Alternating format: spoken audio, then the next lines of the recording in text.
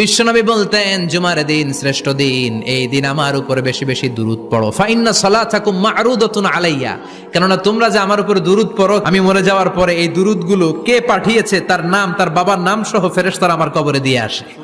সাহাবারা বললেন, ইয়া রাসূলুল্লাহ কাইফা সালাতুনা মা'রুদাতুন আলাইক, আপনি মরে যাওয়ার পরে আমাদের দুরূদ কেমন করে আপনি দেখবেন? ওয়াকাদ আরিমতা, আপনি তো পচে গলে মাটির সাথে মিশে যাবেন।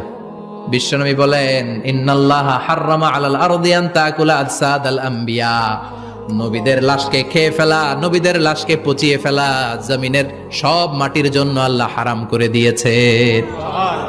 নবীদের লাশ পচে না, নবীদের লাশ গলে না। যারাই বিশ্বনবীর উপর দুরূদ পড়বেন, আপনার নাম সহ, আপনার বাবার নাম সহ, মালাইকাতু সাইয়াহিন, একদল ফেরেশতা আছে শুধু রাউন্ড দেয় গোটা ওয়ার্ল্ডে। কারা বিশ্বনবীর উপর দুরূদ পড়েছে, এই দুরূদ নিয়ে, এই নাম নিয়ে বিশ্বনবীর কবরে তারা পৌঁছে দেয়। চিল্লায় পড়েন আল্লাহু আকবার।